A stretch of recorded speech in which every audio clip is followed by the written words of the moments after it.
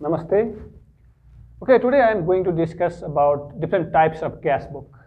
And already मैले भन्दा previous भिडियोमा चाहिँ क्याश बुक के हो भन्ने कुरो डिस्कसन गरिसकेका छु र क्याशसँग रिलेटेड विभिन्न त्यसका कन्सिक्वेन्सेसहरू why cash book is prepared and what are its features how cash book is prepared भन्ने कुरो योभन्दा अघिल्लो भिडियोमा चाहिँ मैले डिस्कसन गरिसकेका छु.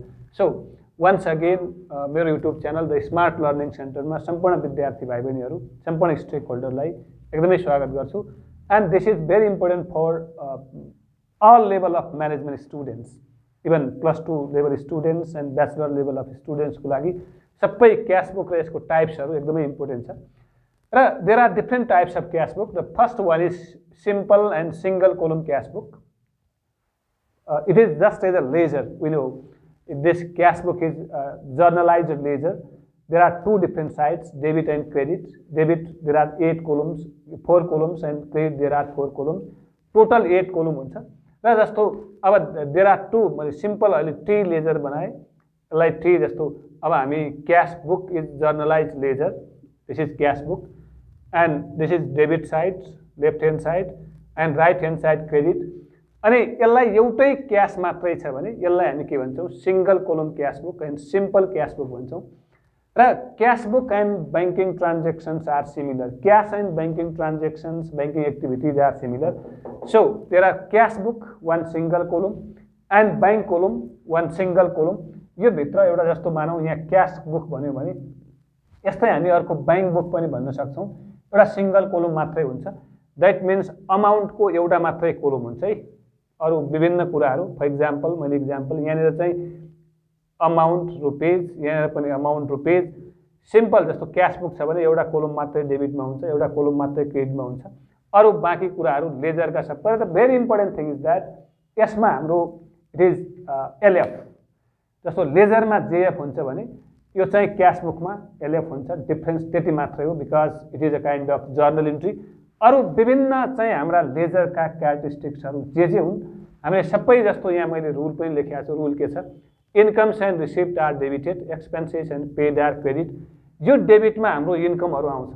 We know debit start by 2. योभन्दा अघिल्लो मैले विभिन्न भिडियोहरूमा जर्नल लेजरको बारेमा सब्सिडारी बुकको बारेमा डिस्कसन गरेको छु. Debit start by 2 and credit start by बाईबाट स्टार्ट हुन्छ. यहाँ सबै एक्सपेन्स के अरे डेबिटमा सबै इन्कमहरू हुन्छ भने क्रेडिटमा सबै एक्सपेन्सेस हुन्छ. र अल्टिमेटली क्यासको डेबिट इज मोर किनकि incomes are more, receipts are more. रिसिभहरू बढी भएन भने पेमेन्ट हुँदैन. त्यसैले सिम्पल कोलम क्यास बुक और सिंगल कोलम क्यास बुकमा क्यास बुक एउटा हुन्छ र अर्को बैंक बुक हुनसक्छ. बिकज जस्तो for example cash deposited into bank भनिदियो. के भनिदियो भने क्यास डिपोजिटेड इन्टु बैंक. अब हेर्नुहोस् यहाँ चाहिँ if we deposit cash into bank, bank is a receiver. So यसको जर्नल इन्ट्री हुन्छ bank account debit to cash. अब हेर्नु यहाँ चाहिँ के छ भाइ बैंक पनि छ. बैंक बुक बनाउनु पऱ्यो भने बैंक मात्रै बनाउनु, डेबिटमा छ डेबिटमा लेख्ने. यदि क्यास मात्रै छ भने क्यास क्रेडिटमा छ क्रेडिटमा लेख्ने. यसरी ट्रान्जेक्सनमा बैंक पनि छ भने त्यो क्यास बुक जस्तै ट्रिट हुन्छ. त्यसैले banking and cash transaction are similar भनेर मैले अघिल्लो भिडियोमा डिस्कसन गरेको छु. बैंकको बुक चाहिँ यसरी हामी क्यासको ठाउँमा सिंगल बनाउँछौँ. र second type of cash book is this is very important. That is we call double column cash book. Double column cash book भनेको त्यो एउटै उसमा अब यहाँनिर हामीले सेम फर्मेट यो डेबिटमा पनि दुईटा कोलम डबल कोलम यो दुईटा एउटा रुपिजकै दुईटा हुन्छ अनि क्रेडिटमा पनि दुईटा हुन्छ रुपिजकै दुईटा हुन्छ. यो रुपिज अमाउन्ट के हुनसक्छ यहाँ भने जस्तो फर इक्जाम्पल यहाँ के भनिदियो डबल कोलम क्यास बुक भित्र पनि विभिन्न टाइपहरू छ. Cash book with cash and bank column भनेको यहाँनिर अब हामीले के बुझ्नु पर्यो भने एउटा क्यासको एउटा बैंकको एउटै फर्मेटभित्र दुईटा लेजर हो. हामी यसरी बुझौँ एउटै फर्मेटभित्र दुईटा सेपरेट लेजर भयो भने त्यसलाई हामी भन्छौँ डबल कोलम क्यास बुक भन्छौँ. र डबल कोलम क्यास बुकभित्र के दिएको छ यहाँ जस्तो मानौँ क्यास र बैंक भनेको छ भने cash and bank, cash and bank. डेबिटमा पनि क्यास बैंक हुनु पर्यो, क्रेडिटमा पनि के हुनु पर्यो क्यास एन्ड बैंक हुनु पर्यो. ओके यसलाई हामी डबल कोलम क्यास बुक भन्छौँ.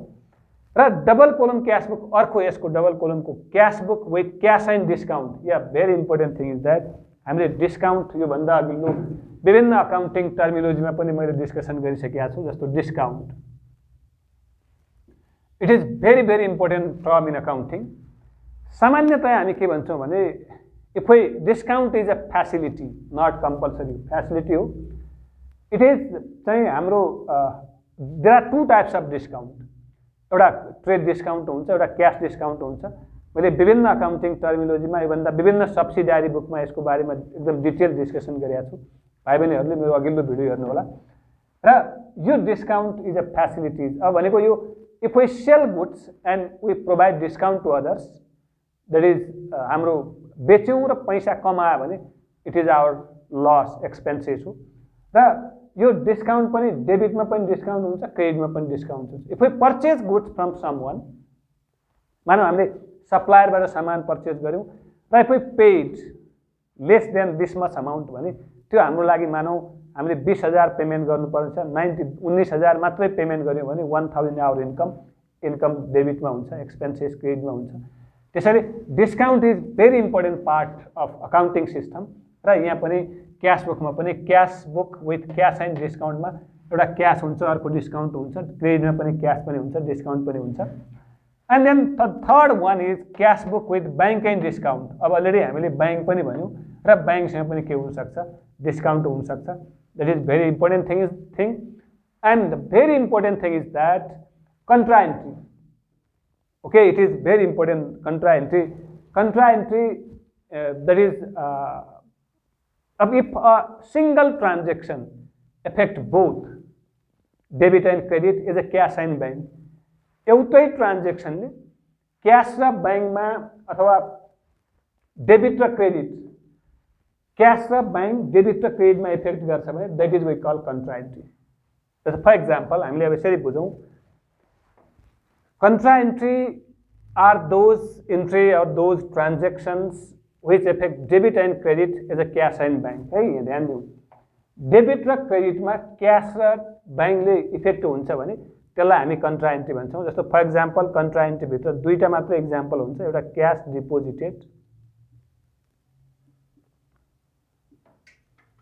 Cash deposited into bank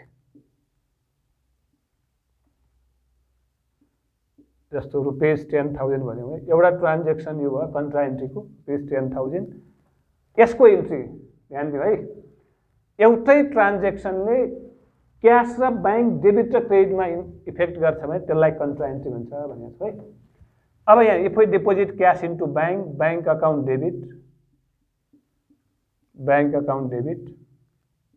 to cash हुन्छ अब हेरौँ है क्यास डेबिटमा भयो ब्याङ्क डेबिटमा भयो क्यास क्रेडिटमा भयो एउटै डबल कोलम क्यास बुकको डेबिटमा पनि आयो क्रेडिटमा पनि आयो यसलाई हामी कन्ट्रा एन्ट्री भन्छौँ यसरी हामीले के बुझ्नुपर्छ भने ब्याङ्क डेबिटमा क्यास क्रेडिटमा क्यास डेबिटमा ब्याङ्क क्रेडिटमा भयो भने मात्रै कन्ट्रा एन्ट्री हुन्छ ब्याङ्क क्यास डेबिटमा ब्याङ्क क्यास क्रेडिटमा भयो भने कन्ट्रा एन्ट्री हुँदैन है जस्तो अर्को इक्जाम्पल क्यास विथड्रन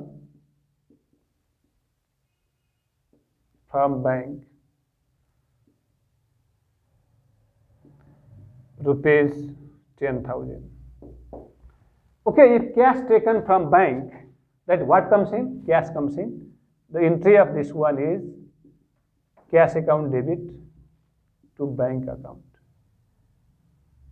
हो ल कन्ट्रा एन्ट्री अब यो दुईटा मात्रै ट्रान्जेक्सन कन्ट्रा एन्ट्री यहाँ ब्याङ्क डेबिट क्यास क्रेडिट यहाँ चाहिँ क्यास डेबिट ब्याङ्क क्रेडिट जस्तो मानौँ दुईटै मानौँ यसरी भयो भने कन्ट्रा एन्ट्री हुँदैन है for example cash account debit bank account debit to sales this is not a contra entry cash र ब्याङ्क त छ तर कहाँ मात्रै छ डेबिटमा मात्रै क्यास ब्याङ्क छ भने यसलाई कन्ट्रा एन्ट्री भनिँदैन त्यस्तै क्रेडिटमा मात्रै क्यास र ब्याङ्क छ भने पनि कन्ट्रा एन्ट्री भनिन्छ so contra entry is that entry where cash and bank debited and credited cash debit bank credit अथवा ब्याङ्क डेबिट क्यास क्रेडिट भयो भने मात्रै कन्ट्रा एन्ट्री हुन्छ अन्यथा हामी कन्ट्रा एन्ट्री भन्दै भन्दैनौँ र contra entry is use double column cash बुकको पनि cash book with cash and banking transaction and similarly the third type is that is we call triple column cash book. Triple column cash book ma cash book with cash, bank and discount. तीनटा कोलम हुन्छ. तीनटा कोलम भनेको डेबिटमा पनि तीनटा कोलम हुन्छ. डेबिटमा तीनटा cash, bank and discount and क्रेडिटमा पनि तीनटा हुन्छ cash, bank and discount. Same rule, same system, same thing हामीले इम्प्लिमेन्ट गर्छौँ डबल कोलम क्यास बुक जस्तै. र यसमा very important thing is that हामीले बुझ्नुपर्ने कुरो के छ भने क्यास बुकको discount column is not sum, not total, not balance गर्न आवश्यक छैन. Because discount is not receivable, not payable. मैले भन्न खोजेको कुरो राम्ररी बुझ्ने. मैले के भन्न खोजेको छु भने यो जस्तो यो क्यास र डिस्काउन्ट छ भने क्यासको ब्यालेन्स गर्नुपर्ने हुन्छ, टोटल गर्नुपर्ने हुन्छ. किनकि क्यास बुकको मिनिङ नै के हो भने टोटल क्यास ब्यालेन्स कति छ भन्ने कुरो क्याल्कुलेसन गर्ने हो. तर डिस्काउन्टको हामीले टोटल पनि गर्न, टोटल जति छ त्यति नै लेख्ने, ब्यालेन्स नगर्ने. किन ब्यालेन्स गर्नु पर्दैन भने discount is not receivable, discount is not payable. So no need to sum total balance डिस्काउन्टको क्याल्कुलेसन गर्न पर्दैन, चाहे डबल कोलममा भए पनि चाहे ट्रिपल कोलममा भए. सो ट्रिपल कोलम र डबल कोलमको पनि cash book with cash and bank कोलममा कन्ट्रा एन्ट्री युज हुन्छ र contra entry is a very important र you will get in the exam. Cash book आयो भने double column triple column cash book भयो भने कन्ट्रा एन्ट्री हुन्छ नै. र कन्ट्रा एन्ट्री भनेको के हो भने कन्ट्रा भन्ने बित्तिकै डबल इफेक्ट हो र डबल एउटै ट्रान्जेक्सनमा डेबिट र क्रेडिट डबल इम्प्याक्ट भयो भने त्यसलाई हामी कन्ट्रा एन्ट्री भन्छौँ. र finally the petty cash book अथवा पिटी क्यास फन्ड, यसले के भन्छ पिटी मिन्स स्मल, सानो हो र जुन ट्रान्जेक्सन, जुन एक्टिभिटी चेकबाट पेमेन्ट गर्न सकिँदैन, जसको चेक काट्न सकिँदैन, त्यसमा त्यस स्मल एक्सपेन्डिचर पेमेन्ट गर्ने त्यो विभिन्न एक्सपेन्सेस र विभिन्न इन्कमको रेकर्ड गर्ने बुकलाई हामी के भन्छौँ पिटी क्यास फन्ड भन्छौँ. र petty cash fund is created by bank. कुनै पनि इन्स्टिट्युसनले क्रिएट गरेको हुन्छ. एउटा अकाउन्टलाई अकाउन्टेन्ट अथवा कुनै सेक्रेटरीको जिम्मा दिएको हुन्छ कि एक दिनमा भएका, एक महिनामा भएका स्मल एक्सपेन्डिचर जस्तो ट्याक्सी फेयर भयो, टी कफी भयो, हस्पिटालिटी एक्सपेन्सेस भयो, यस्ता स्मल एक्सपेन्सेस पेमेन्ट गर्नको लागि छुट्याएको क्रिएट गरेको चाहिँ फन्डलाई हामी के भन्छौँ पिटी क्यास फन्ड भन्छौँ. Petty cash fund is also a part of cash book. त्यसैले क्यास बुक सिम्पली हामी it is a part of subsidiary book. It is prepare to know the cash balance at the end of month, how much cash balance we have that we can calculate. But there are different types of cash book. Simple column, single column cash book मैले discussion गरिसकेँ. र यसमा cash book मात्रै पनि हुनसक्छ, bank book मात्रै पनि हुनसक्छ. र डबल कोलम क्यास बुकमा डबल कोलमका तीनटा पार्टहरू छन्. Cash book with cash and bank column, double दुईटा कोलम क्यास र ब्याङ्कको दुईटा कोलम बनाउने. Cash book with cash and discount, क्यासको एउटा डिस्काउन्टको अर्को कोलम बनाउने. र third cash book with bank and discount, ब्याङ्कको एउटा कोलम डिस्काउन्टको एउटा कोलम बनाउने. डबल कोलम भनेको अमाउन्टकै दुईटा कोलम, डेबिटमा पनि दुईटा कोलम, क्रेडिटमा पनि दुईटा कोलम हुन्छ. किनकि क्यास बुकलाई हामी जर्नलाइज लेजर भन्छौँ, यो लेजर हो. र ट्रिपल कोलम क्यास बुकमा cash book with cash, bank and discount हुन्छ. तीनटा अमाउन्टको कोलम डेबिटमा, तीनटा अमाउन्टको कोलम क्रेडिटमा हुन्छन्. र डिस्काउन्टको टोटल सम गर्न आवश्यक छैन because discount is not receivable, not payable. And petty cash fund भनेको that book which is related to small type of expenditure, जुन कुराहरूको चेक काट्न गाह्रो हुन्छ, चेक काटिँदैन, त्यस्ता चेक नकाटिने स्मल एक्सपेन्डिचर चाहिँ पेमेन्ट गर्नको लागि छुट्याएको फन्डलाई हामी के भन्छौँ क्यास, यो चाहिँ पिटी क्यास फन्ड भन्छौँ. यो भेरी स्मल, यसले चाहिँ सानसानो ट्याक्सी फेयर, टी कफीहरू, हस्पिटालिटी एक्सपेन्सेस पेमेन्ट गर्छ भने त्यसलाई हामी पिटी क्यास भन्छौँ. सो वन्स अगेन मेरो युट्युब च्यानल यदि लाइक सब्सक्राइब गर्नुभएको छैन भने लाइक सब्सक्राइब गरिदिनु होला. Thank you very much. Thank you.